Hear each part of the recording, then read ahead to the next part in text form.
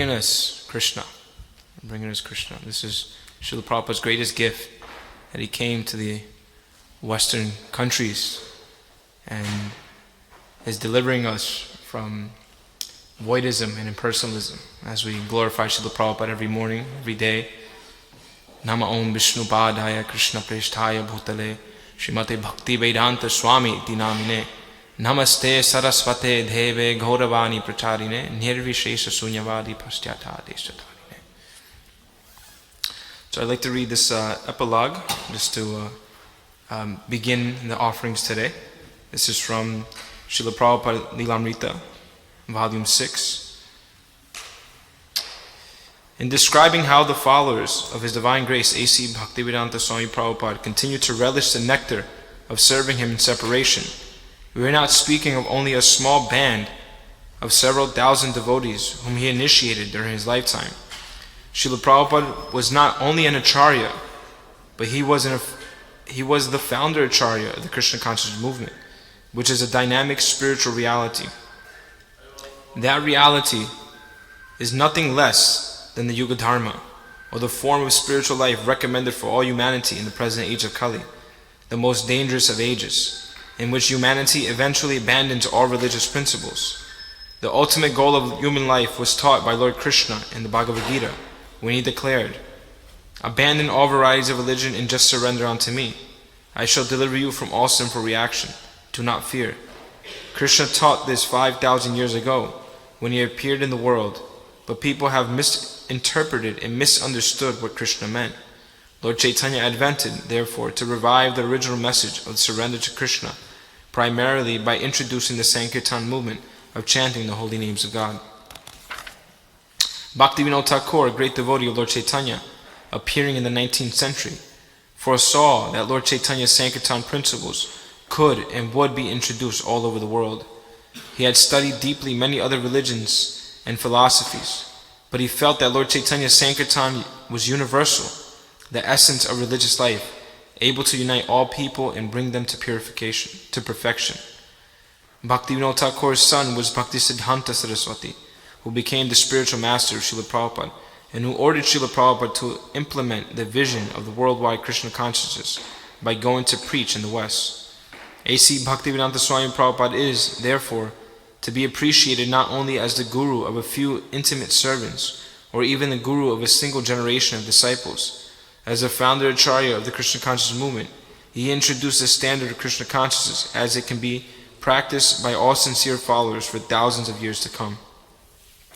The scriptures predict that although the present age is constantly becoming more inauspicious, unfortunate, and degraded, for a period of 10,000 years from the time of Lord Chaitanya's advent, a golden age of Krishna consciousness can appear, despite the force of Kali Yuga.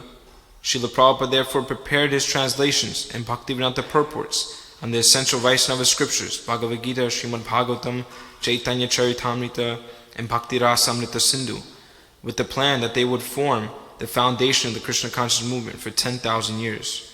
We cannot limit Srila Prabhupada, therefore, by describing him only within the drama of his being the guru for one generation of followers.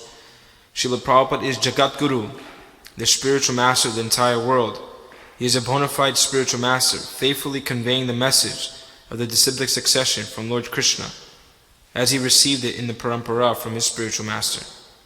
But more than that, he was empowered by Krishna to do what no other spiritual master has ever done.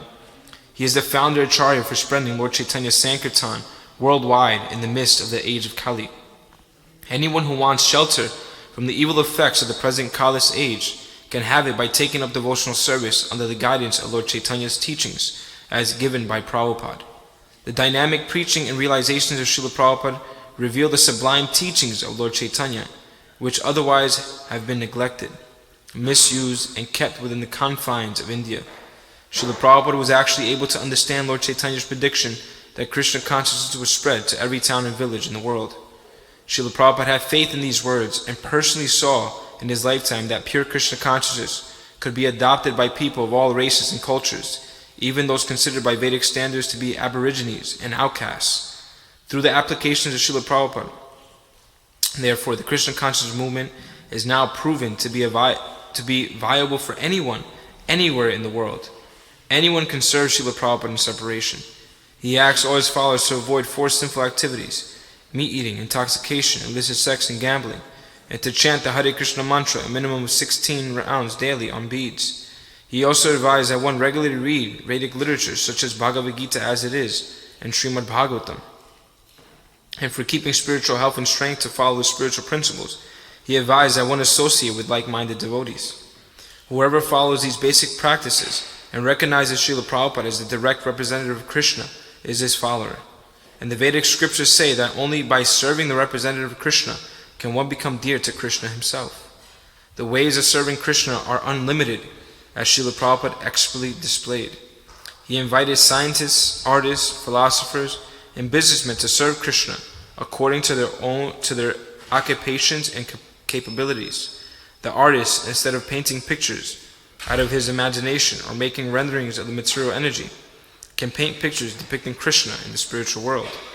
The poet can describe Krishna as the absolute truth. The philosopher can explain Krishna as the cause of all causes. The scientist can prove that life comes from life. And the businessman can contribute money to the worthiest welfare activity of Krishna consciousness. A person does not therefore have to abandon his family or retreat to a solitary cave to realize God. In any situation of life, one can move from mundane to spiritual by adopting the practices of Krishna consciousness. This is the broad and liberal way Srila Prabhupada intended Krishna consciousness to pervade society.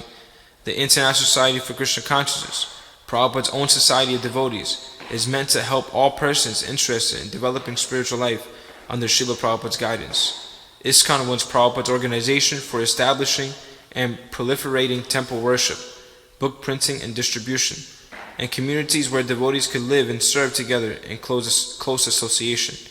Prabhupada therefore entrusted all his properties, including the magnificent temples he had built in India, to ISKCON for the protection and perpetuation of his work. And he instructed his disciples to show their love for him by always cooperating among themselves to expand further the Krishna consciousness movement. When a disciple expressed his appreciation of Prabhupada's magnificent quarters in Bombay, Prabhupada replied, "I cannot take these with me. I am leaving them for you to use." The essential gifts of Krishna consciousness which Prabhupada brought are for everyone. Although most people do not know it, they are actually hankering for the happiness of genuine spiritual life. Prabhupada, out of compassion, wanted to distribute these gifts of Krishna consciousness to all the hungry people in the world. These gifts, peace of mind, satisfaction, freedom from anxiety, can be obtained by anyone who takes wholeheartedly to devotional service to the Supreme Personality of Godhead. This pure, happy state can be realized by receiving the ongoing dynamic legacy which Prabhupada left: his books, his devotees, his Krishna conscious society, and his method of expertly applying Krishna consciousness to every situation in the modern context. Whoever intelligently takes up the practice of Krishna consciousness will also inherit the most wonderful realization in his relationship with Srila Prabhupada, the pure devotee of Krishna. We hope that Srila Prabhupada Lilamrita will help the readers in establishing their relationship with Srila Prabhupada. Its contribution is in the mood of remembering Srila Prabhupada in separation. Remembering his pastime puts one into direct contact with him, with the Supreme Personality of Godhead. And this remembrance can free one from the bondage to material life and enable one to taste the nectar of the eternal pastimes of Krishna and his associates in the spiritual world. Srila Prabhupada's life did not end on November 14, 1977, and we hope that the readers of Srila Prabhupada Lilamrita will not feel they have finished their connection with this literature by having read it once. Srila Prabhupada Lilamrita can be read regularly from beginning to end. Our hope is that by hearing about Srila Prabhupada, the reader will become himself a Prabhupada-nuga, a follower of Srila Prabhupada. We can wish no better fortune upon anyone. Srila Prabhupada ki! Now we'd like to ask His Grace Pancaratna Prabhu to come up and offer his homage to Srila Prabhupada. Hare Krishna.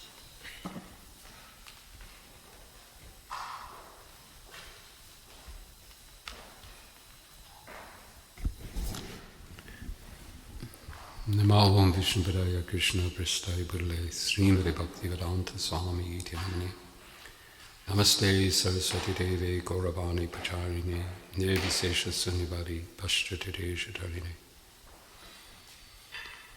Vanchakalpatarubhyascha kripa sindhubhyevacha patitanam pavanebhyo vaishnavebhyo namo namaha. Hare Krishna, Krishna Krishna, Hare Hare, Hare Rama, Rama Rama, Hare Hare.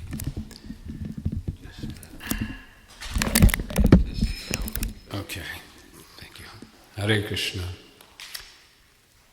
Today we'll be observing Srila Prabhupada's Disappearance Festival in two sections, this morning and then this afternoon.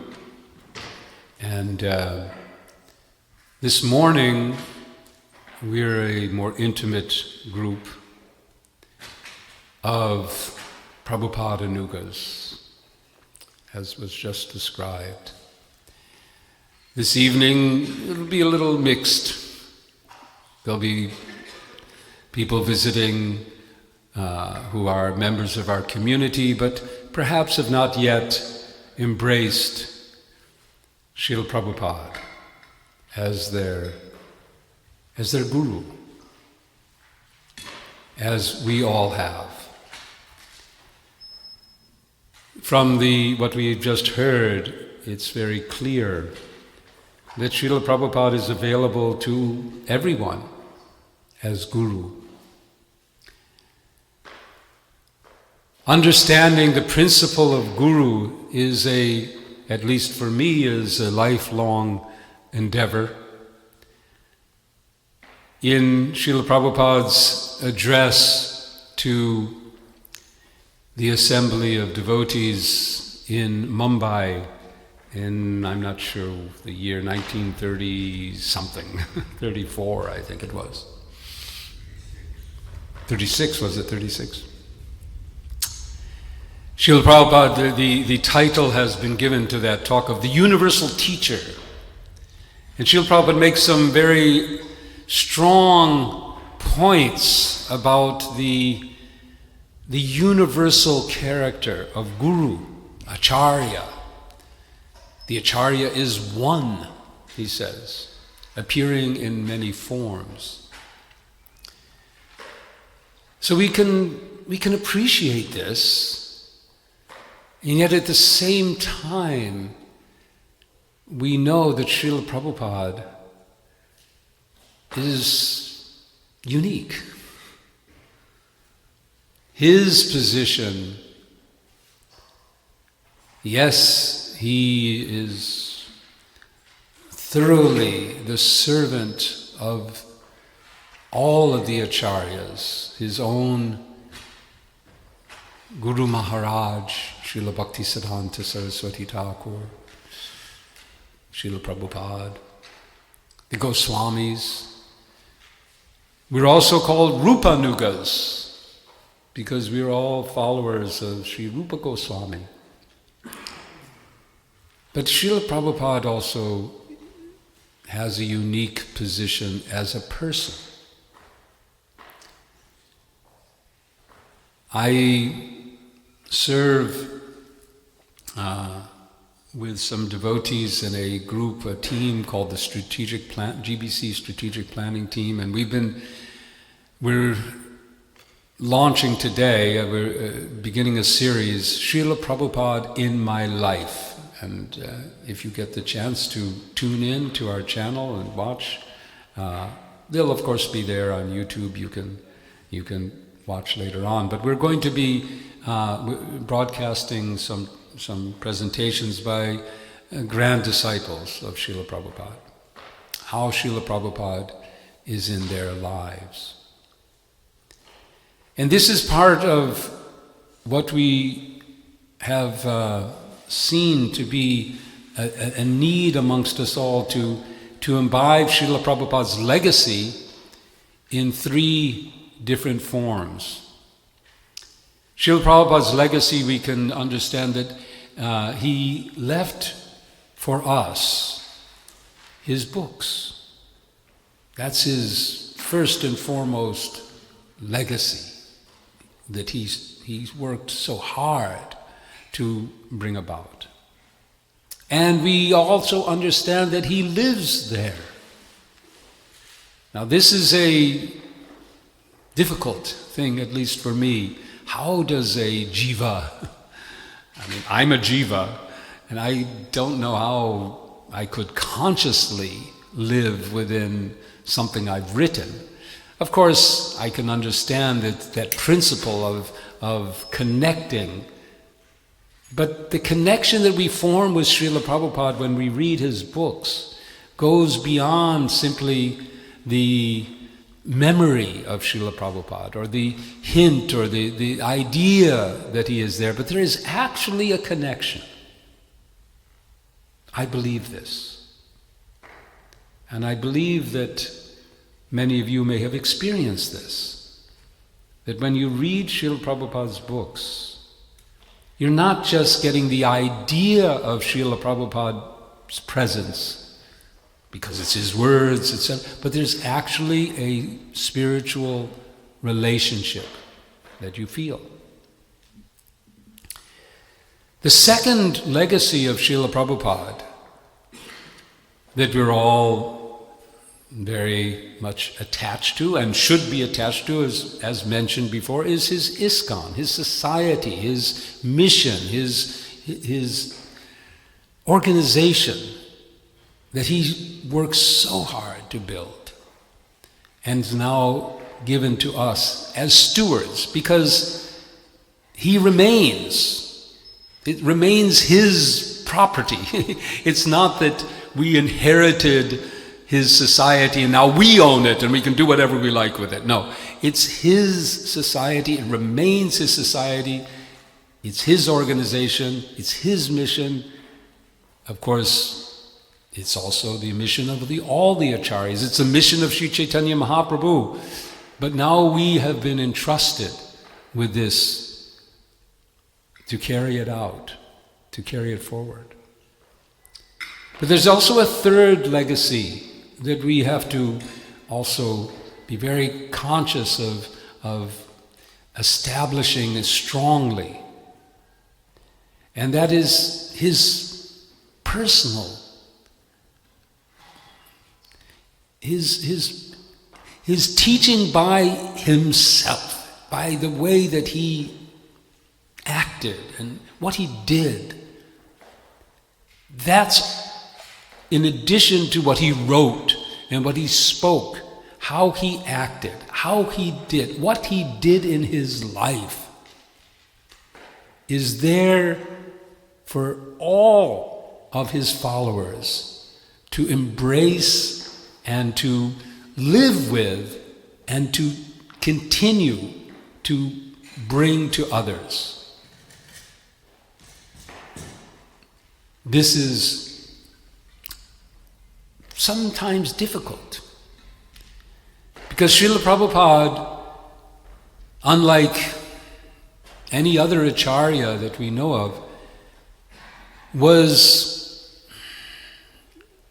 active in an age where there were tape recorders and video recorders, and now there are videos and tapes and books, and there's so much to reveal and to see Srila Prabhupada. He wrote letters which are preserved. In the case of Sri Chaitanya Mahaprabhu, we understand that there were many biographies, many people who wrote about the activities of Sri Chaitanya, and yet these are not present anymore. We have all of this. And when we go through it, we see that in certain situations, Srila Prabhupada acted in one way, and in another situation he acted in another way. So now it is up to us to thread all of this together and to establish and to understand, which is a work that we must all do, Srila Prabhupada in our lives. So I don't want to speak much more because I want to hear from you. You are carrying that legacy. It is you, his disciples. I was initiated here in Brooklyn, not too far away, 439 Henry Street, walking distance, 1971, now 50 years. And my time is somewhat limited, although we think we'll live forever. But we know the writing is on the wall. But you, hopefully, have many, many more years.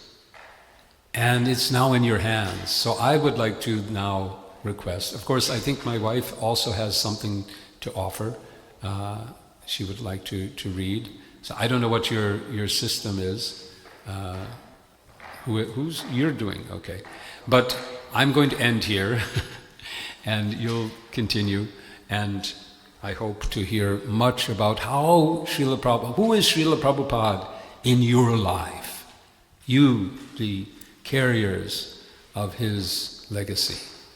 Thank you. Hare Krishna.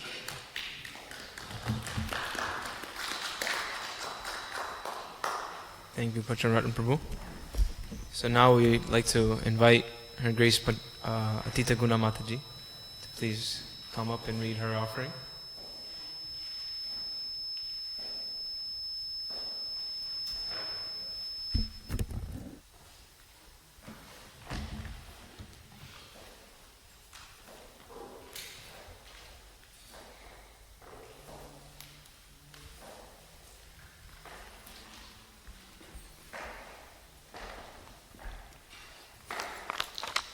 Hare Krishna.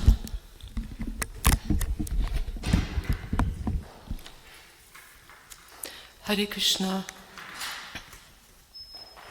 Namo Om Vishnu Padaya Krishna Bhastaya Bhutale Srimati Bhakti Vedanta Swami Iti Namane Namaste Saraswati Deve Gauravani Pachavani Nirvishesha Shunyavadi Paschachara Satani.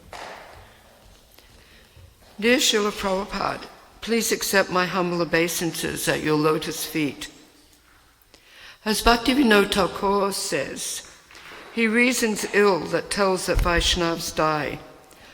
While thou art living still in sound, the Vaishnavas die to live, and, living, try to spread the holy name around.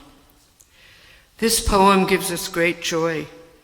We simply have to take it to heart and realize how much mercy you have given us. You are such an important personality, a pure devotee of Lord Krishna.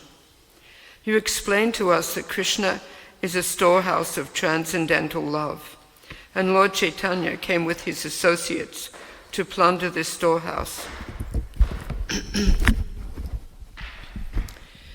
to taste Krishna's transcendental love. Like them, you did not consider who was a fit candidate or not to take to this transcendental movement. Our Krishna consciousness movement was started single-handedly by you. You wrote, in Sridham Mayapur, there is sometimes a great flood after the rainy season. This is an indication that from the birthplace of Lord Chaitanya, the inundation of love of God will spread all over the world, for this will help everyone. You wrote this prayer to your spiritual master. Had you not come, who had told the message of Krishna forceful and bold? That's your right, you have the mace. Save me, a fallen, your divine grace. The line of services drawn by you is pleasing and healthy, like morning dew. The oldest of all, but in new dress, miracle done, your divine grace. Dearest Srila Prabhupada, 44 years have passed since you left us to serve Lord Krishna in his abode. You have the power to empower even the most sinful and degraded person to become saintly and preach all over the world. We pray to you to give us the strength to inundate the world in Krishna consciousness. Please make us your worthy disciples and help us to be the sincere servants of the Panchatattva. You performed an historically unparalleled feat by spreading Krishna consciousness all over the world. We can never repay you for all that you have given us. Empowered by the Supreme Lord, you have published many transcendental books to help us in our spiritual life. In this degraded Kali Yuga, In addition to your books, you built a house in which the whole world could live. ISKCON is like a big boat in the middle of the ocean of Maya that is taking humanity to a world without suffering, and you, Srila Prabhupada, are the captain of this boat. Beloved Srila Prabhupada, we believe you are a Shaktivesh avatar, delivering us from the illusion of ignorance. Srila Prabhupada, you are our greatest hero. In 1976 and 1977, we were going out on book distribution. In mid-1977, we heard that you were becoming weak and were sickly. We always thought that you would recover. On the evening of November 14th, 1977, we came home from distributing books in Sydney. We were told to shower and immediately go up to the temple room. One of the brahmacharini said, "I think a great soul has left us." And we all said, "No, he won't leave us." When we went into the temple room, we saw that great saint, Tribhuvanath Prabhu, crying. We knew that real tragedy had struck our lives, and you had indeed departed from this world. How could we live when you were gone? You were the one that was inspiring us day by day, encouraging us to serve in a devotional mood and distribute phenomenal spiritual literature. What were we to do? You saved us again by your encouraging us to read your books and getting us to chant Hare Krishna, as in Japa and in Kirtan. We are so grateful to you for how you changed our lives. We offer you our humblest obeisances, and we offer you our hearts.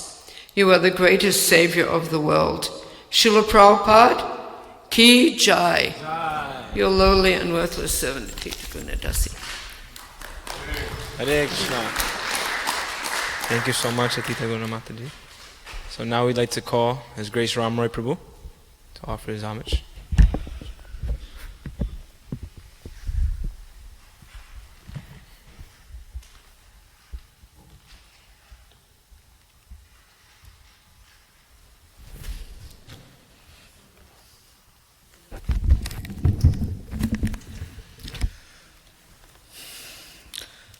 Om Vishnu Padaya Krishna Prastaya Bhutale Srimate Bhaktivedanta Swami Niti Namane Namaste Sarasvati Deve Gauravani Pracharane Nirvishesha Sunyavadi Paskyata Deshatarane. Srila Prabhupada Ki Jai. So Krishnadas Kaviraj Goswami, he is described, and also Satsvarup Maharaj taking that statement of Kaviraj Goswami in the Srila Prabhupada Lilamrita, that the sky is unlimited, yet birds fly higher and higher according to their capacity. So, such a personality of Srila Prabhupada,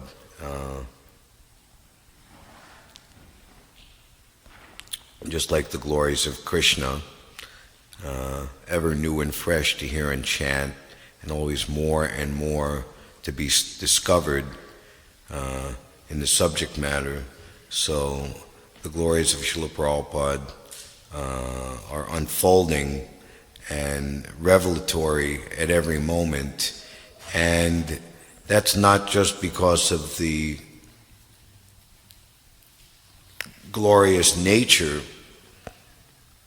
of the pure devotee and their connection with Krishna, but that they're actually present here simultaneously while being in the transcendental abode of the Lord. Their service and their association continues on this plane. Prabhupada was asked in his later days how we could have his association in such transcendental communion when the physical or vapu association is no longer present. And Prabhupada said it's possible, but it depends on your purity. So it's an individual relationship. And of course, that individual relationship is made strong by flying in formation as a flock of birds, staying within ISKCON. His Holiness Giriraj Swami, in the very last days of Srila Prabhupada, put to him this, that you are present now and can settle our differences, our arguments, what to do when you're gone, and these problems or arguments seem irreconcilable, that they'll inevitably be split, break-offs from the movement. Devotees would not be able to settle their arguments. And Prabhupada's answer was, you are a senior member of this society, and you should work for the correction, but under no circumstances should you leave. So, as was described, the International Society for Krishna Consciousness is Prabhupada's creation. In so many ways, it's his gift to give us complete shelter from the outside materialistic demoniac situation of this age of Kali Yuga, and to further its aims, mainly by maintaining it. Prabhupada, he said, the trouble with you Westerners, particularly Americans, is that you always change things. Just keep as it is, the framework, and it will automatically grow. But again, it's personal. A very wonderful source of inspiration for devotees to have Srila Prabhupada's association is the product of Siddhanta Prabhu, who very timely started interviewing all of Srila Prabhupada's disciples as early as 1992, 3 or 4 or 5 he began. Doing a broadcast with him this morning, and okay. you can tune in later on. And Wow, he's a good first choice for you. And now such a program. What is it called? The general title of this. This series is Prabhupada in My Life. Prabhupada in My Life. Srila Prabhupada. Yeah. So there are, I think the number now is in the 80s, 80, 90-minute or more interviews with hundreds and hundreds of Prabhupada's disciples. Many of them have gone back to Godhead, gone back to Srila Prabhupada. As he says, we want to preserve these oral testimonies. So,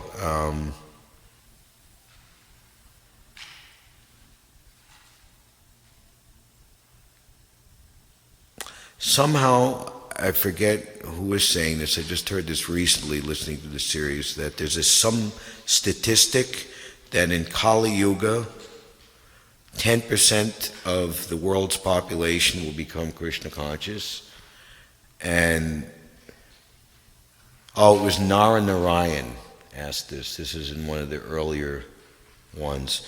Well, Srila Prabhupada, the way he would speak, if it's going to happen automatically, then where is, what's the difference between free will and destiny? And it was on a morning walk, and Prabhupada was walking with his cane, which had kind of a handle on it, and Prabhupada just stopped, turned around and looked him right in the eye and said, but if you preach, it can be 100%. And Prabhupada writes a very nice purport, I'm always fond of quoting it in the 6th canto, that the chapter is instructions on how to worship Lakshmi Narayan, and within the particular text it seems a pretty standard glorification of the potency of Lakshmi Narayan. But Prabhupada, within that purport, amazingly describes how the greatest opulence of the Supreme Personality of Godhead, even though he's completely self-sufficient and completely independent in fulfilling and satisfying all his desires, still the greatest of his opulences is that he depends on his devotee to accomplish a task. And Prabhupada lists three. And in the third in particular, it certainly shows his unique and specific, glorious individual relationship with Krishna. Sometimes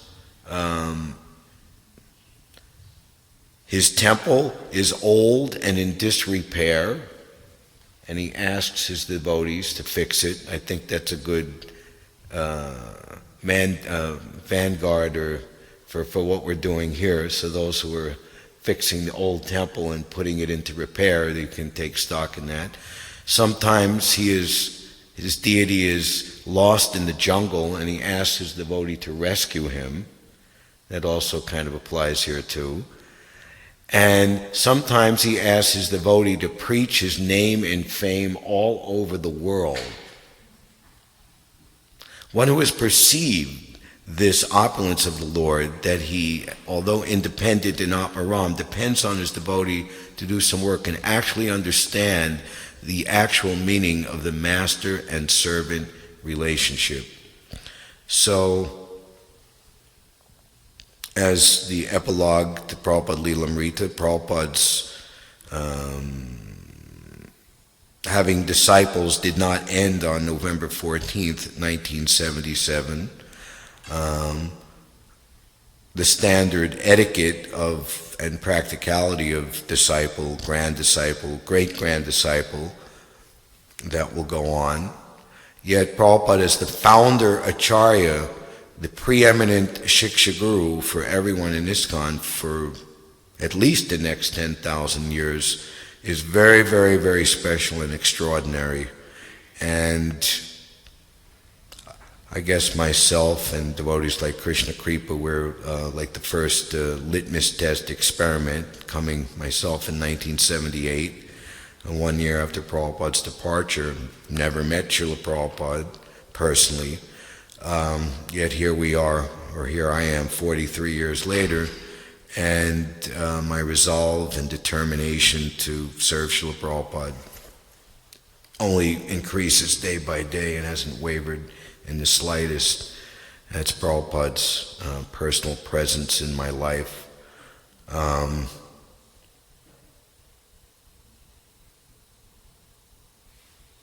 So we should take these things very much to heart and very, very seriously.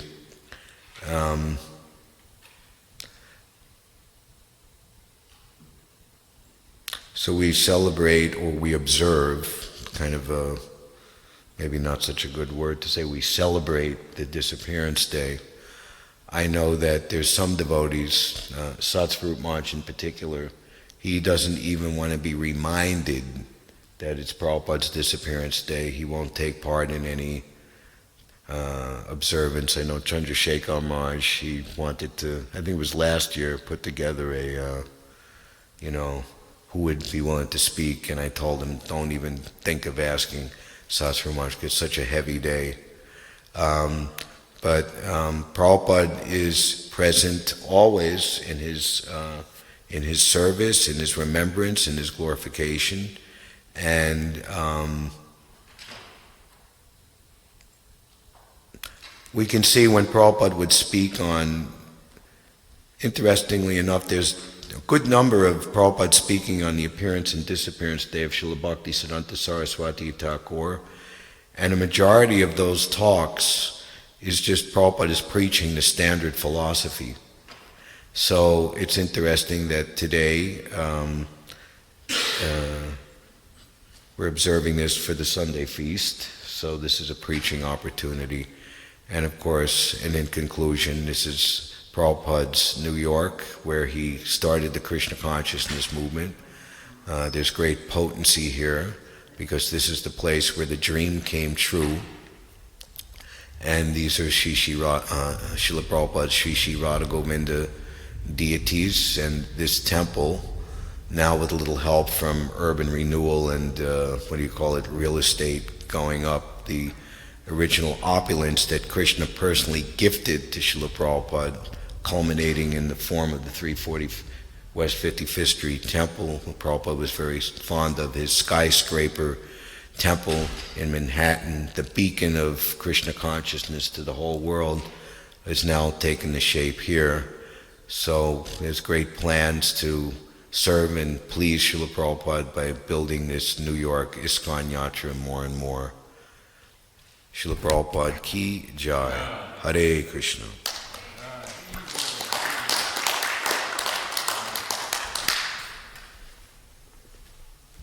Thank you, Ramraya Prabhu, for that homage. Now we will call His Grace Krsnakrpa Prabhu.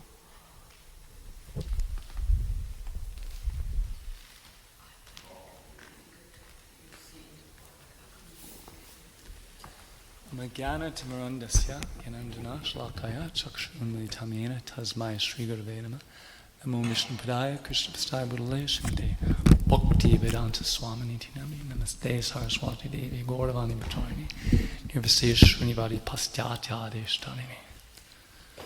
So my offering is to make ladus for Prabhupada's lunch.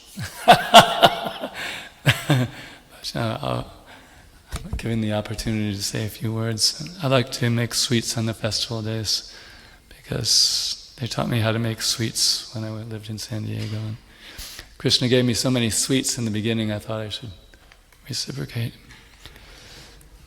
My first service here at 55th Street was to transfer the Radha Govinda's Maha sweets, which was a very relishable service. So basically, I just wanted to thank Srila Prabhupada for giving us so much knowledge about God and that we didn't encounter in the West. Basically, God is generally seen as like an all-pervading presence. Or sometimes people have a sense that God's in the heart inspiring. There's an idea that we're created in the image of God, but what God actually looks like, what actually goes on in the spiritual world, the relationships God has, what you will do when you get there, if you get there, and really how one actually can be sure of elevating himself to the spiritual world. So many details about God and the process of attaining God are given that we just didn't know in the West, and it's a great opportunity. And not only that, he gave us a program where we can purify this whole material world and actually change it into a spiritual world by giving people the chance to contact Krishna via the holy name, via his literatures. So it's actually it's amazing that we have we can just go out there and chant Hare Krishna and everyone's karma changes. You know, all the sinful activities they're destined to suffer for, they're no longer destined to suffer for. They have a seed of devotion planted in their heart, which means they'll get another chance to encounter devotional service and gradually progress. So I'm so happy to be blessed with all these transcendental books that Srila Prabhupada has given with detailed knowledge about the Lord, so I can be excited about the prospect of having a relationship with Him and living with Him eternally in the spiritual world. We learn of the 64 transcendental qualities of Krishna and the nectar of devotion, and we learn there's 5 rasas, and we each have a rasa with the Supreme Lord that's unique to us and completely satisfying to us. And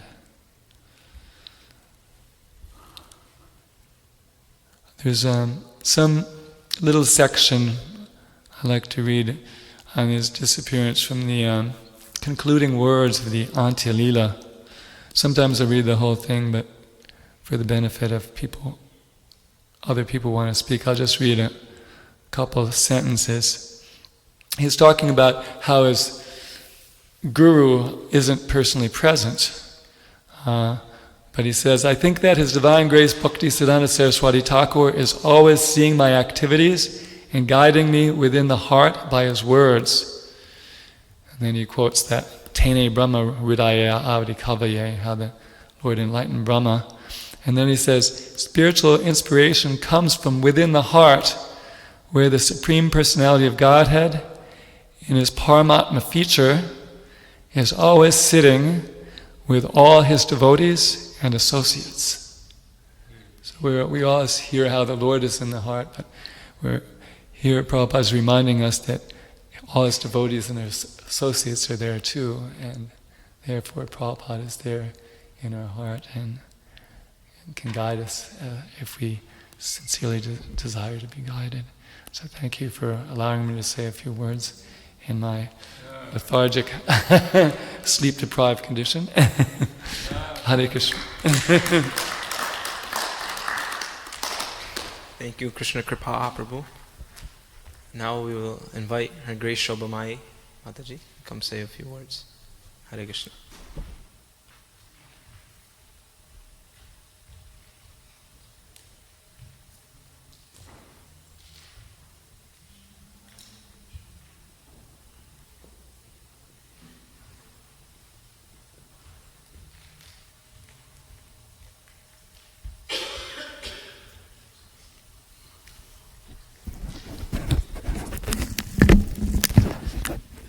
Namo Vishnupadaya Krishnapadaya Bhutale Srimati Radhana Swami Ti Namine. Namo Vishnupadaya Krishnapadaya Bhutale Srimati Ghosh Govinda Swami Ti Namine. Namo Vishnupadaya Krishnapadaya Bhutale Srimati Sri Bhaktivedanta Swami Ti Namine. Hare Krishna. I don't know what to say, but in 1974, as a young came from India, and there was no temple, only Hare Krishna temple in Henry Street. So my husband says, I know you like to go to temple, there is no temple, only one temple, and I'll take you there. And in 74, yes, it was like September, October, and we went to Henry Street temple. Prabhupada were there, I was there, and we had his darshan, and we had some friends. They said, this is all Western Guru. I remember that. Our says, this is Western Guru, Prabhupada, who came from India. And then we had a darshan, and then he was on Ratha Yatra and Subhadra's cart. That time also we had darshan, and Prabhupada, then 1977, he was very sick, and he left. But from 1976, we are serving by mercy of Srila Prabhupada to Radha Govinda. So many disturbances came in life, but we were steady. One time on Radhastami 2017, I remember that clearly. 2017, it was Radhastami. Day before Radhastami, somehow I got upset. And on Radhastami, I had to wake the deities, do the Mangalarti. I forgot to set the alarm. And about 3:35, Prabhupada came in my dream. We were in some program, and Prabhupada says, Mr. Trivedi, let's do more kirtan. I still remember this verse. And I woke up and, so I have so many realizations. But anyway, thank you so much. I'm still here, serving Radha Govinda with everybody's blessings and Prabhupada's mercy. Thank you.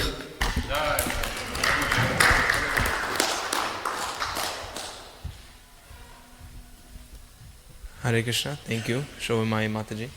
Now, next we'd like to invite Her Grace Damodara Priya to come up and say a few words.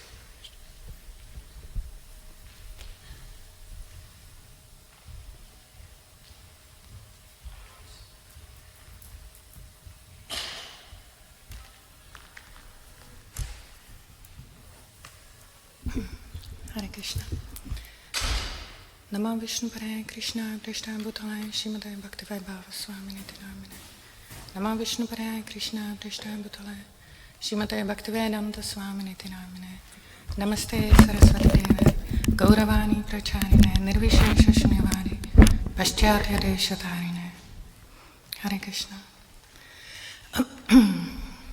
In the year 1977, when Srila Prabhupada left this world, I was born, and I owe my life to Srila Prabhupada. I was born in Czech Republic. My spiritual master, His Grace Bhakta Dylan Maharaj, he's from Germany, and I got initiated in Ukraine. And for 17 years, I live here with my husband that is originally from Slovakia. I live here in the United States. So just that is a testament to the mercy of Srila Prabhupada and to the strength of the movement that he established, to the strength of the purity of the message that Srila Prabhupada brought us, to the strength of the Bhagavatam and Bhagavad Gita that he so meticulously translated day by day, making it his life mission for us to be able to access the purity of the divine message of Radha and Govinda. Due to the mercy of Srila Prabhupada, we are all here. And like I said, Srila Prabhupada is saving my life every day. And although I never had personal experience with Srila Prabhupada, by his mercy, he did appear in my dreams.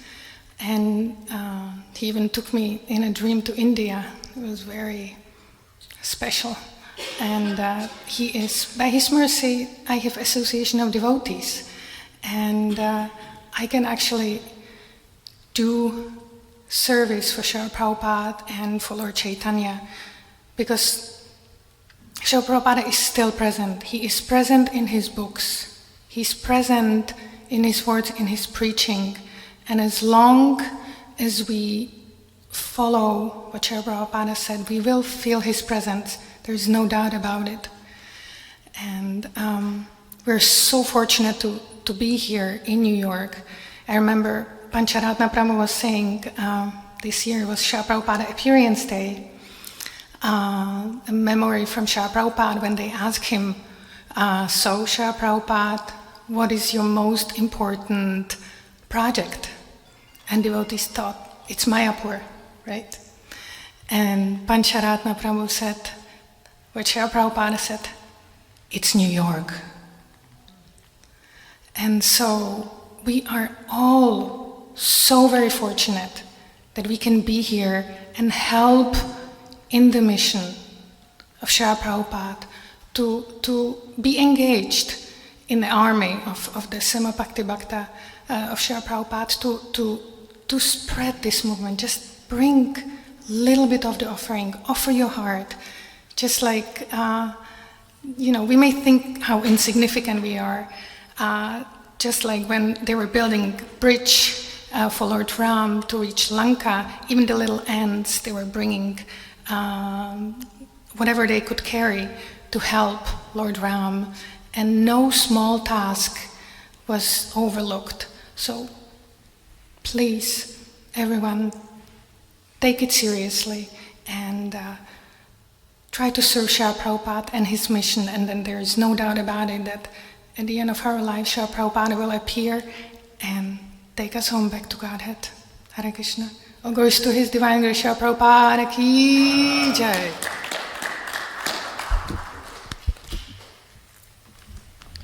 Thank you, Damodara Priya, Mataji. Next we will invite His Grace Harivilasa Prabhu to come and say a few words.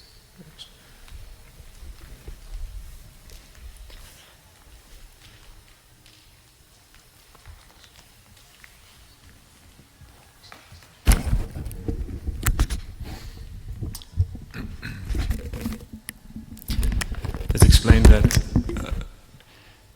just like if one is trying to estimate the greatness of a mountain, it is actually not so easy to see how big a mountain is if you are very close to it. But when you start moving further and further away, and then at a certain point then you can really see how great it is. Otherwise, all mountains, if you're close to them, it looks big.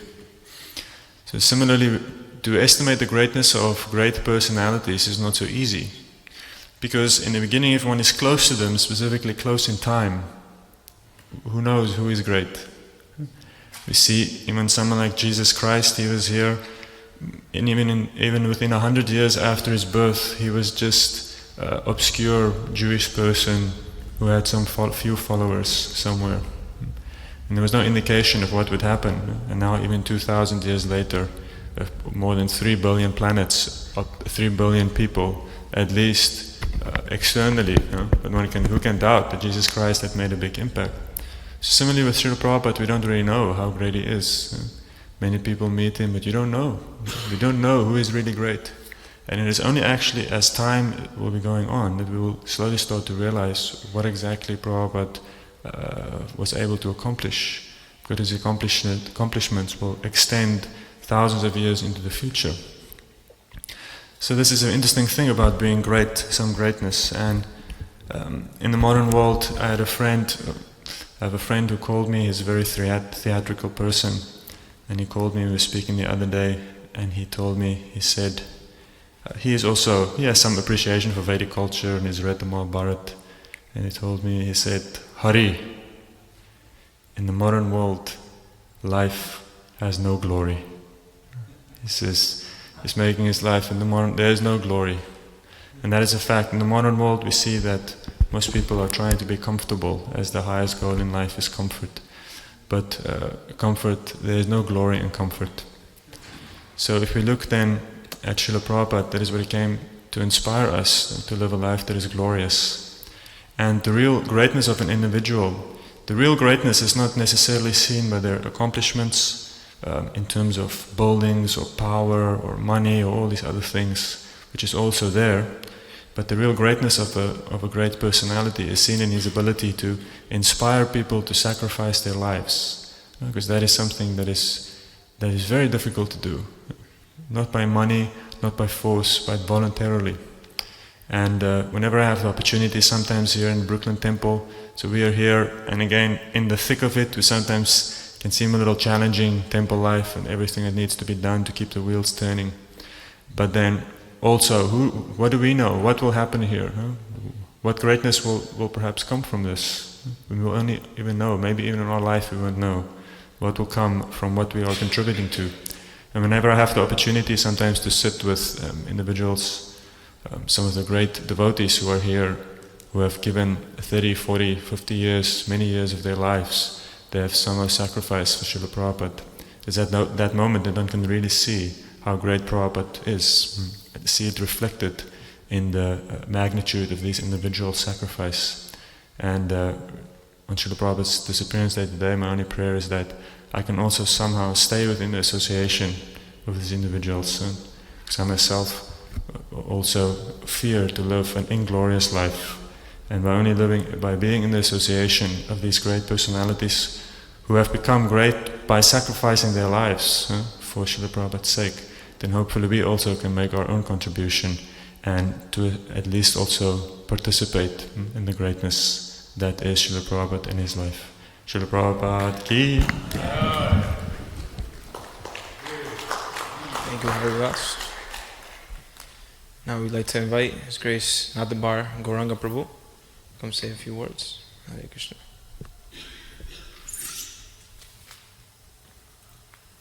Mukam karoti vachalam gaiti giram yad kripatamaham vande Shri Gurun Diyataranam Paramanandamaram Shri Chaitanya Isharam Hari Om Tat Sat. It's a few things I was thinking about. It said on the Tirobhava of great acharyas that it's actually like a very happy event, although I don't know if many devotees feel that, especially in regards with Srila Prabhupada's Disappearance Day. But you know, they say the reason is that now he's being reunited with Krishna, and so it's a great happiness, but it's a very heavy moment for all of us left on the other side of the ocean of material existence. And it said when the spiritual master leaves, like when the husband leaves, if the wife is out of separation, that it's less of a burning feeling to jump into the fire and commit sati than it is to experience the separation. So similarly, the sincere disciple,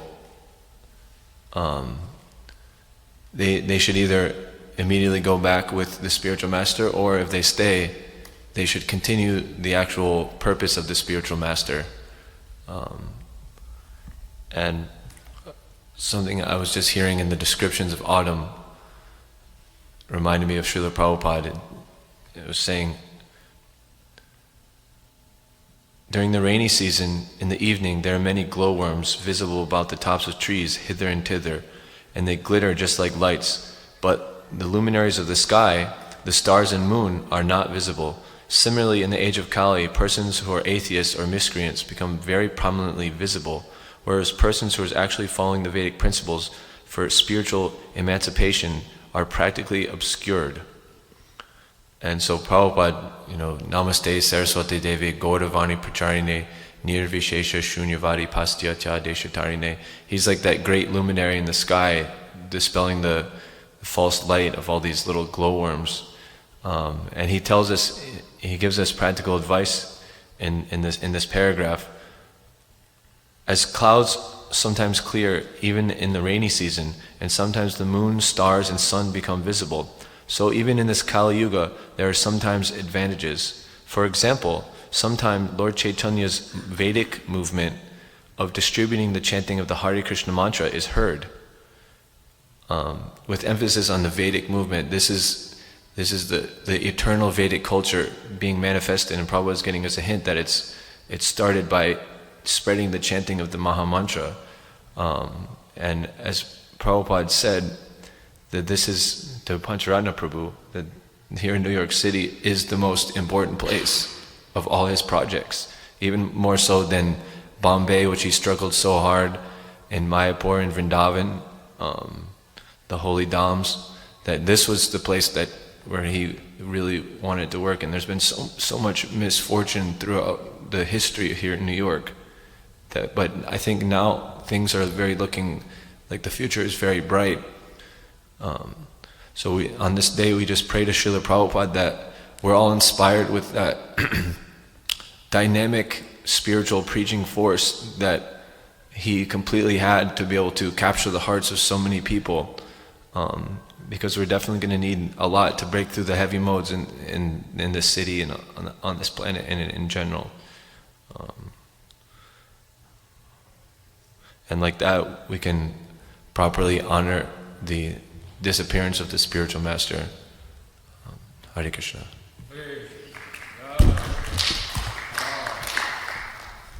Thank you, Natabara Gauranga. Well, next we'd like to invite Prabhuvisnu Prabhu. Come and speak a few words. Next.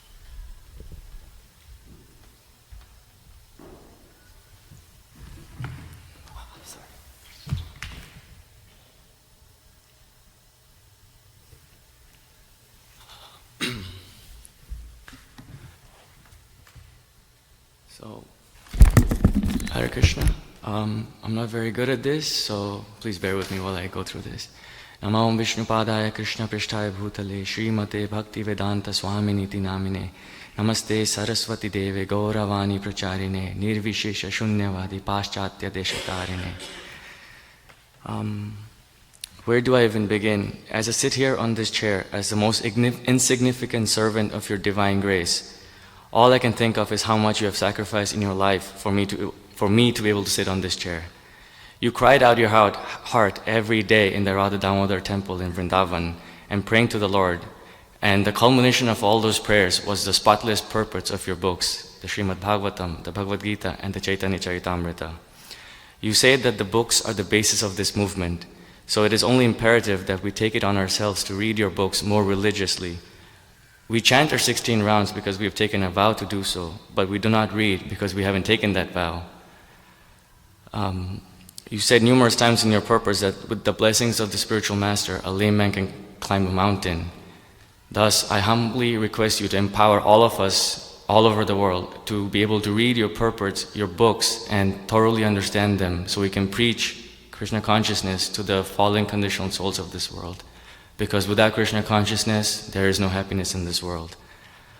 I could not be more grateful to be offered this opportunity to be a part of this beacon of a project for the Hare Krishna movement in ISKCON, New York. And I just hope that I can serve you and your representatives here with everything that I have. Hare Krishna.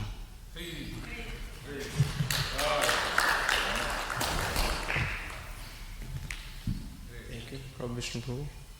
Next we invite Arjunananda Prabhu. I'll say a few words.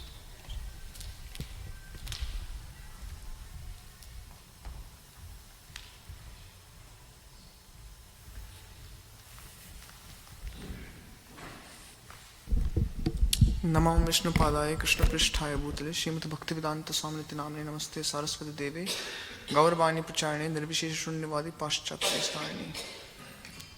Hare Krishna. So, I see the disappearance day of Srila Prabhupada to be a day where we can actually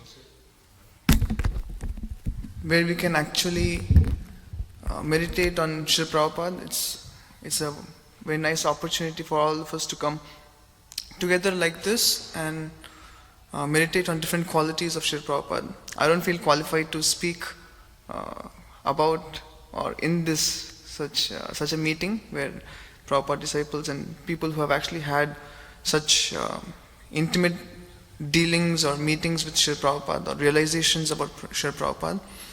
But in my life I've seen Srila Prabhupada is known for making miracles wherever he goes. So there is, I heard this from His Holiness Badrinath Goswami Maharaj. He was saying that in Calcutta, forgive me if the details are maybe a little not so accurate, but in Calcutta, one of the disciples of Srila Prabhupada went to Prabhupada and told him, Prabhupada, that there's this yogi who can create an apple from out of nowhere. He has this mystic siddhi. So Prabhupada said, he closed his eyes, went into meditation, and he came back and he said, I also traveled to the western side alone in a cargo ship, and when I reached there was no one for me. And then for a year I struggled, and finally some preaching started taking place. Then one by one, some disciples started connecting with me. And like this, from New York, to different cities, the Krishna consciousness was spread. And now it is all over the world. Now we have so many temples, Srila Prabhupada is saying. Now we have so many temples. And in each of these temples, there are deities in every temple. And for the deities, we purchase so many apples, and not just one apple that the yogi could make. Now, because of this worldwide movement, in each and every of my temple, there are so many apples, and not just apple fruit. We also have apple pastries, apple sweets, and so many things are made from apple. So, who is a better yogi? Prabhupada asked. So, in this way we see Prabhupada, wherever he goes, he makes miracles. In South India, in the Madhva, there was a conference of Madhva sannyasis, and I believe some of the ISKCON sannyasis were also invited. There, I think it was on the 50th anniversary or much before that, 50th anniversary of ISKCON or much before that, there was a meeting where one of the foremost of Madhva sannyasis, he rose up in the meeting and he spoke that amongst all of us, this Srila Prabhupada, he is the foremost of us all. Usually, because Madhva Sampradaya is coming from, the sannyasis, they're all very strict and everything, so for them to glorify someone else is a big thing, and especially to glorify someone of ISKCON is even a bigger thing. So this foremost of sannyasi, when he rose up, he said, this Srila Prabhupada is the foremost of all sannyasis. Why? Because he did something which none of us here, present here, can even dream of. What is that? To cross this ocean, go to the other side, which is not, it's not considered proper for a sannyasi according to Vedic understanding, to cross the ocean. But Srila Prabhupada did that, and he has gone to the Westerners, and he has made the Westerners devotees. And none of us, even if we all put together, can do what Srila Prabhupada has done. This Madhva Sannyasi said. So in this way we see Srila Prabhupada, wherever he goes, he creates miracles. And he has created miracle not just, he has created a miracle for each and every one of us in our lives. I've seen in India, generally we are brought up, since childhood we are made to hear some devotional songs. And those devotional songs are also pretty clear, how bhakti is the topmost and everything. But I've seen in my life, till the time I came in contact with Srila Prabhupada's disciples, Srila Prabhupada's books, and all this ISKCON movement, not a word of those songs made any sense.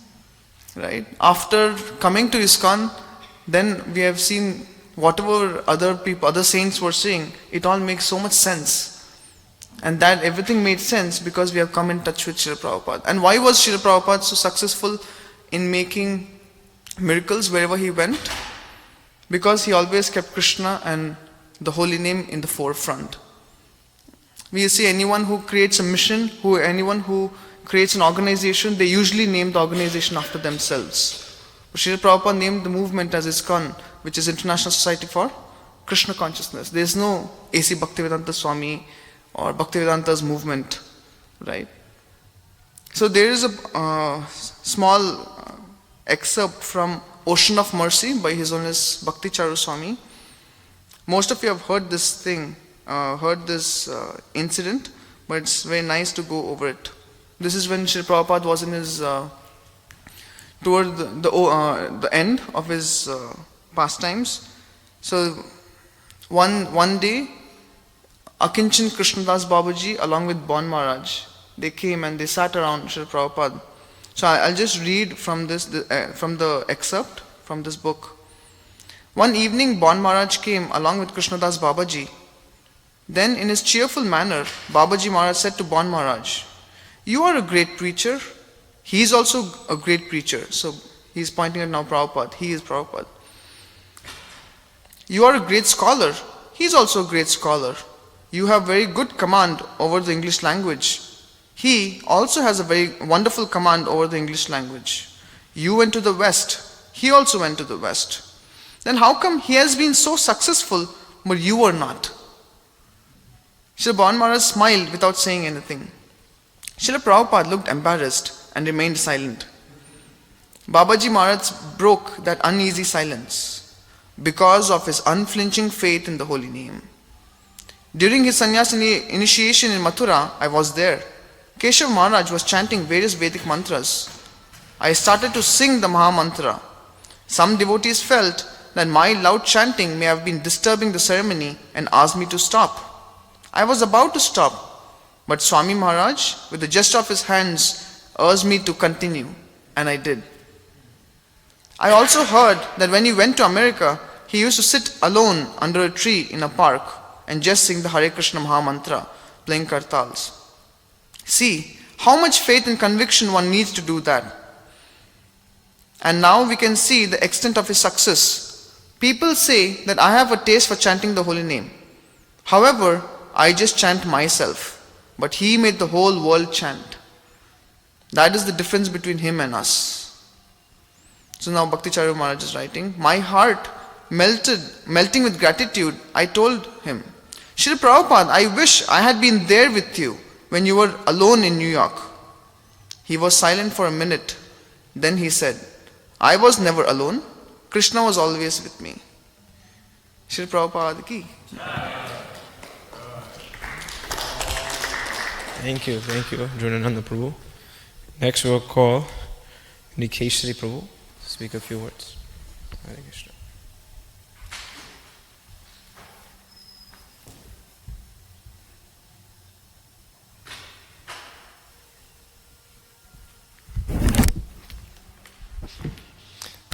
Namo Vishnu Paraya Krishna Prashtaya Bhutale Srimati Bhaktivedanta Swami Niti Namine Namaste Saraswati Devi Gauravani Pracharine Nivishesha Shunyari Pashate Dejatarini. Dear Srila Prabhupada, actually I'm unqualified to speak, but since Gopala-Campu Prabhu asked me, I'm going to try to speak something to glorify Prabhupada. I was meditating today how a Vaishnava is like a touchstone, and how whoever he meets and wherever he goes, he can transform this place or this person. Like in the same way, like a touchstone can transform iron into gold. A Vaishnava, he can transform whomever he meets also into Vaishnavas. And you can clearly see that in Srila Prabhupada's life. I was thinking if someone who never heard about ISKCON or never heard about Prabhupada, and if you would tell them about Prabhupada's story, no one would ever believe it. Like if you tell them about what to speak of Prabhupada going to the West, if you just tell them how Prabhupada struggled in India, how he was first serving his spiritual master, but then while he was a family member, then after he renounced his family, after he took Vanapras, with how much dedication, just he himself, he was pushing on this movement, how he was just by himself living in Radha Damodar, traveling alone all the way to Delhi, collecting money, writing books, printing books, how he would skip his meals just to distribute them despite all the obstacles. Just that no one would believe. One person, why would he do so much without getting anything from it? But then if you tell them after all the struggle how Prabhupada came to the West and then how he opened up hundreds of temples and created an international society, no one would believe that, no one. Because it's impossible. Materially, it's impossible. I heard someone, one religious writer, he was comparing Prabhupada with other great personalities who were in the past. And obviously there's not many to compare with, but he was this religious scholar. He was not a Hare Krishna, but still he could recognize Prabhupada's position. He was saying even Jesus Christ, when he appeared, he was a young man and he was preaching to people of his own kind. But Prabhupada, when he came to the West, he was an old man. He was 70 years old when he boarded the ship, like my grandparents, they hardly leave their house. But he boarded the ship, he went to another country, and then he converted, or he educated people of a completely different kind to him, like very young people who are hippies, completely out of a completely different culture. I always try to imagine the scene of Prabhupada, like a Bengali gentleman in the middle of Haight-Ashbury. It's very inconceivable. And another thing that I noticed, that is that Prabhupada has this inconceivable potency. Obviously Krishna has that, but we can see it in Prabhupada's life. And it's also Prabhupada's disciples who take his mission to his heart, they also have the same potency. Many years ago, like 3 years ago, not so long, I was in Sri Mayapur Dham, and we were also celebrating this day. And one of the sannyasis, he mentioned that the proof of Prabhupada's potency, because we were in Mayapur, he said, the proof of Prabhupada's potency lies here in Sri Mayapur Dham. Many years ago it was just fields, just grass, and just like there was nothing. And now when I was there, I was traveling with another brahmachari, and the moment we entered Mayapur, we just looked at each other and we thought, oh yes, we joined the right movement. So we can see that there was Prabhupada's potency. We can see it there, we can see it here in New York. We can see it. I traveled a little bit in the last year and I saw many places, and I can see all this all because of Prabhupada's potency. In some places Prabhupada was personally there and he made it potent. In other places Prabhupada was not even there physically, but because his disciples were there, because his books came there, so then also this potency transferred there. So all of us, we have this great great fortune that if we like, we can also get that potency by following Prabhupada's instructions. And I often like to quote this, that there's a saying that with great power there comes great responsibility. So actually all of us, we have great responsibility also, because we have the power, to connect to Prabhupada, and because we can do it, therefore we have a responsibility, to do it actually also. And just another thing that I was thinking about today is that we say it's Srila Prabhupada's Disappearance Day because today Prabhupada disappeared from our physical vision.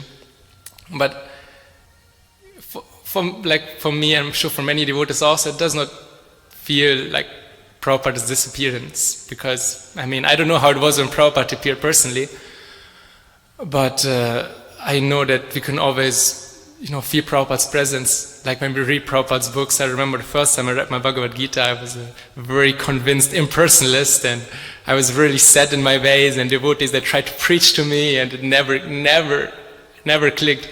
But when I was reading Prabhupada's Bhagavad Gita, then it was very clear. So we can experience Prabhupada through the books. He's still there in his books. And also, I know a bit more mystical. Also, Prabhupada, sometimes he preaches to people like in real, like in dreams. I know many devotees that I know one devotee, he told me that before he met the Hare Krishnas, he had a dream. And Prabhupada came to his dream and he told him to read Bhagavad Gita. And the next week he actually met the book distributor. So I know that one. Then there's another very famous story of an army general in Russia. He had two soldiers who were into yoga. And that general, he was thinking that, I'm sort of also interested into yoga. So he asked the students, I hear you do some yoga, like what do you do? And then these two soldiers, they said that we have a book, the yoga text, Bhagavad Gita. And you can read it if you like, but you have to give a donation, And the general, he appreciated the boldness of his soldiers. So he gave them actually a donation. He took a book and he read it, but he only read the translations. And then soon Prabhupada, he appeared in his dream, and he was speaking perfect Russian. And he told him, you also have to read the purports. So Prabhupada is still there. He's still preaching, sometimes more than what we can see. And there's one more pastime, actually it's very confidential. One of my very good friends, he's a very good preacher, very sincere devotee. He told me this story.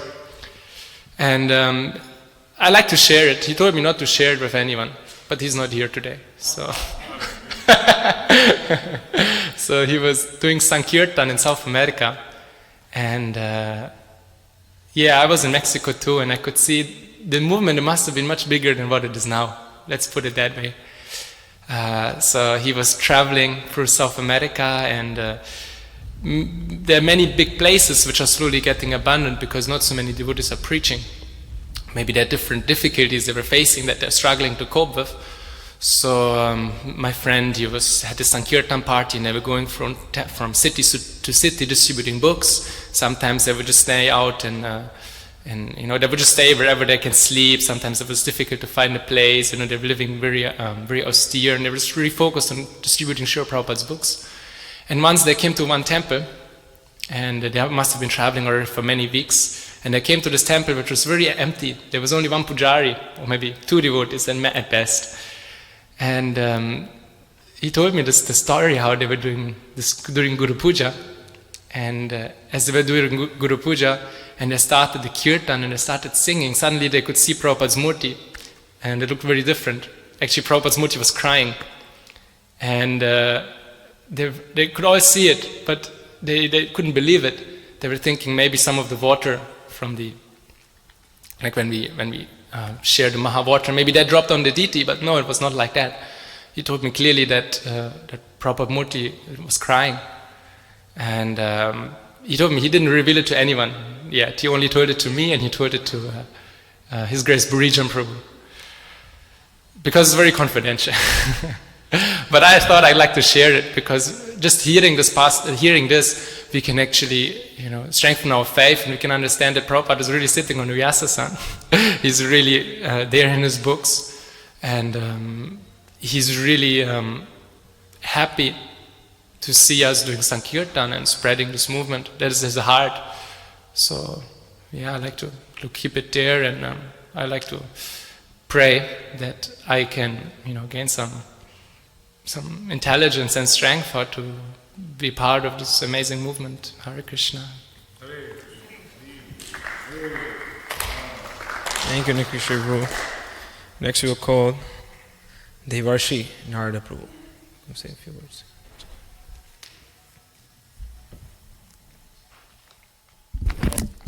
Hare Krishna. Namo Vishnu Padaya Krishna Prestaya Bhutale Srimate Bhaktivedanta Swami Namne Namaste Saraswati Devi Gaudavani Prachadine Nirvishesha Shunyavadi Paschatya Deshatarine. So I'll try to make this quick. Don't really have much to say about Srila Prabhupada, but yesterday me and Chaitanya Prabhu, we were watching a few of following Srila Prabhupada videos, and I was contemplating that, everywhere where Srila Prabhupada would go, he would always be glorified, and like there was one clip where he was sitting on the Vyasa sun, they were doing Guru Puja, and everyone's around him chanting his name and dancing, and I really thought that, this was amazing that, he was never bewildered to think that, I'm like, they're glorifying me, and he always thought that this was by the mercy of Krishna and his Guru Maharaj, and I really admired that because, it's like, at least in my life, it's like, you may get a little mercy or something like that, and it's so easy to become proud and puffed up. But we never saw that within Srila Prabhupada, and we can see that he was able to do so much because he had this conviction that this was by Krishna's mercy and his Guru Maharaj's mercy. So I really admire that, and I'd just like to touch on the quality of humility by Srila Prabhupada. And one thing for sure, I just want to say thank you, Srila Prabhupada, and pray for your mercy that I can be absorbed in reading your literatures, as I'm pretty weak when it comes to reading your books. But I know for sure when I do read them, they help me a lot in my Christian consciousness. So, Hare Krishna. Thank you. Thank you, Devarsi Narada Prabhu. Next we will call Bhakta Dylan. Please come up and say a few words.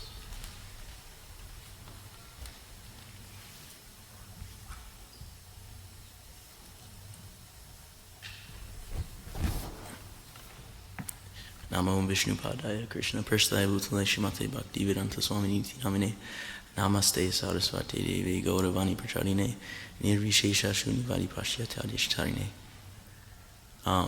So there's so many nice offerings already made, so I don't have too much to say, but when I first came to ISKCON and started learning more about Srila Prabhupada, I was actually lamenting a lot that I couldn't, why couldn't I have been around to actually see Srila Prabhupada in person?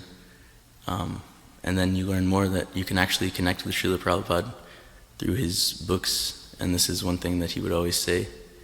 And I think a lot of so-called spiritualists and Western yogis we meet in book distribution, they would say, that they already have their guru or their Babaji. But if their Babaji were to leave this world, they probably wouldn't know what to do or how to connect with him after that. So I'm just really thankful to Srila Prabhupada that I'm able to connect with him through books and through his lectures. He's probably one of the most well-documented figures in a long time. There's so many lectures, thousands of videos online you can look at. And because of his causeless mercy, I'm able to associate with nice Vaishnavas every day. And it's really incredible that, Joe Schmo off the street can come and associate with nice Vaishnavas every day. We could bring him to the temple and give him nice prasadam. Another point that I wanted to talk about is how incredible Srila Prabhupada's story is. I heard even from a mundane point of view, I heard that businessmen would look at Srila Prabhupada's story and see how he started an international movement in such a little time in hundreds of temples around the world. So even from a mundane point of view, it's really incredible to speak of the spiritual point of view. So he came here with nothing and started this international movement, and it's really inspiring. So it's obvious that he was an empowered Acharya, and I'm just asking for the blessing of all you Vaishnavas and Srila Prabhupada that I can continue to serve. Hare Krishna. Thank you, Bhakti. Next we will call Amala Nirada to say a few words. Hare Krishna.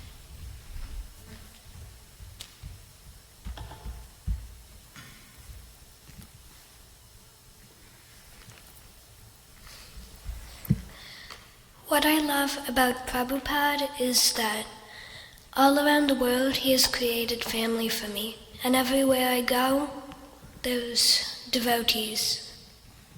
And they're like family to me.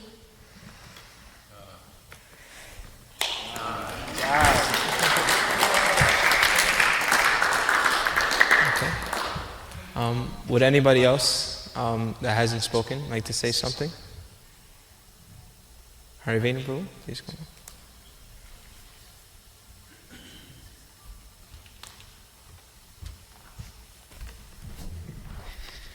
Namo Vishnupraya Krishna Pristaya Bhutale Srimate Bhaktivedanta Swami iti namane. Namaste Saraswati Devi Gauramani Pracharni Nirvisesha Shunyavasya. So, in the summer of 2015, I was traveling in Europe, hitchhiking, and I was searching for the truth, basically. And by chance, I found a headline online that said, "Rural Spiritual Community, looking for volunteers." So I thought to myself, nice, bunch of hippies, I'm gonna go there, I'm gonna enjoy with the hippies and have a great time. And then, once I made my way there, I found out, actually I didn't even know what the Hare Krishna movement was, but I found out that there was a bunch of guys wearing dresses, and yeah, it was a little different than a hippie community that I imagined it would be. But anyways, I got met by the most wonderful person. I don't remember his name. This was in Germany, in Gologadam.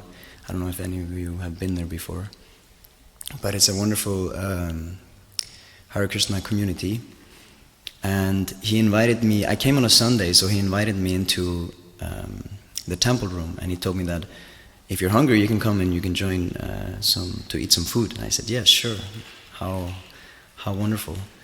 And when I came in, I saw that there were like 30 different items. And I was so hungry because I was hitchhiking, I didn't really have much money.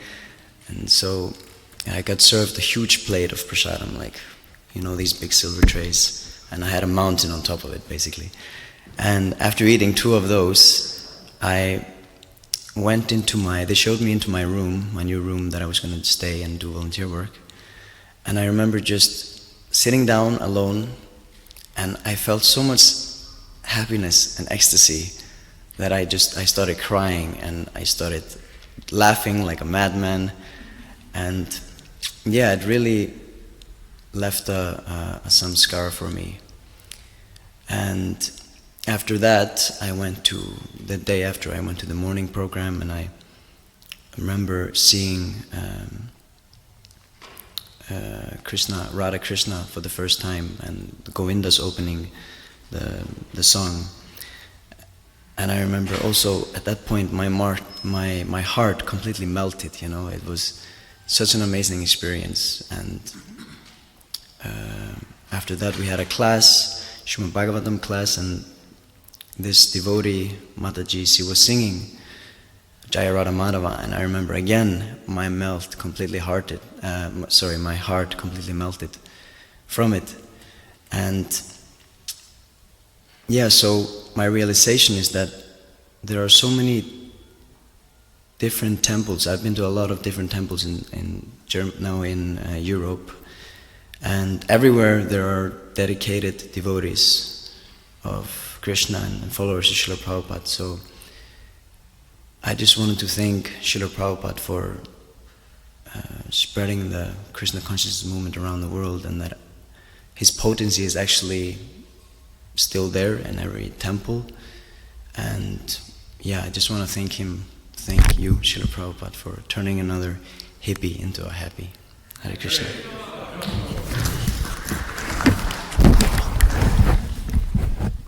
Okay, would anybody else like to say something that hasn't spoken already? No? Okay, I guess I'll say a few words. Next.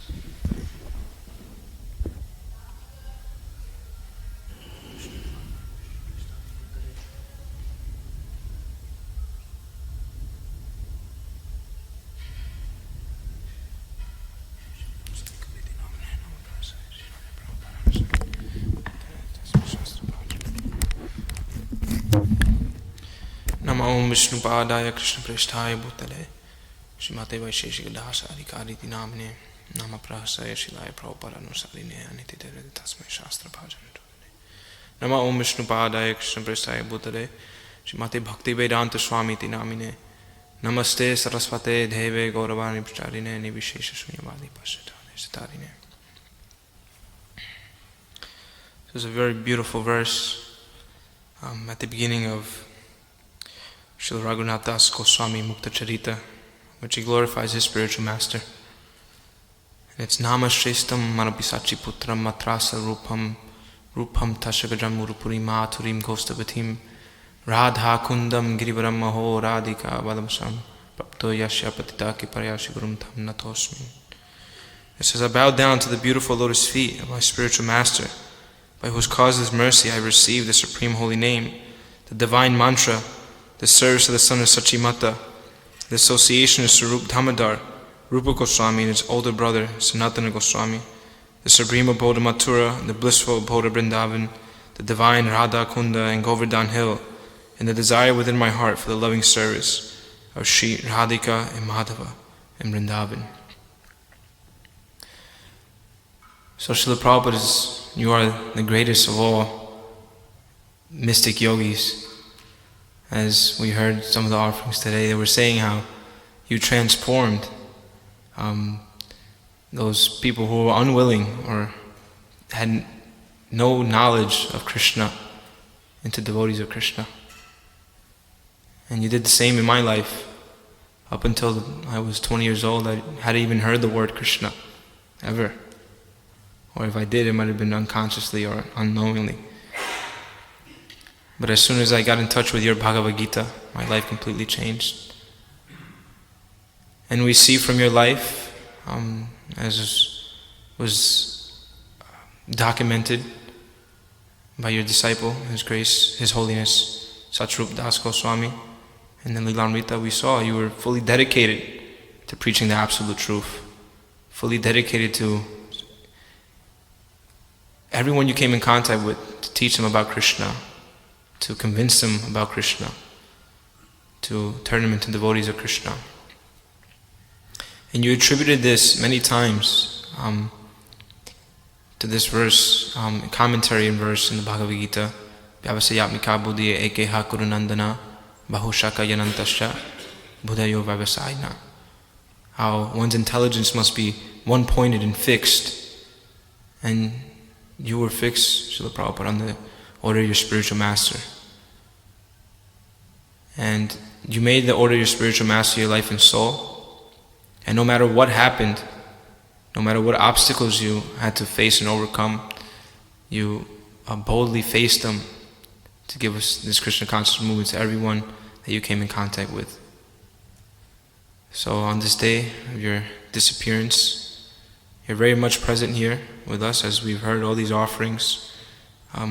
All of us, most of us are aspiring devotees that I have never met you personally, but we're coming in contact with you every day, still through your books, through your disciples, which we still have a great fortune to be able to serve and be around. And I pray that I can continue to be a soldier in your army. to continue to bring souls to your lotus feet, and for you, and for you to bring them back to Krishna and guide them back to the spiritual world.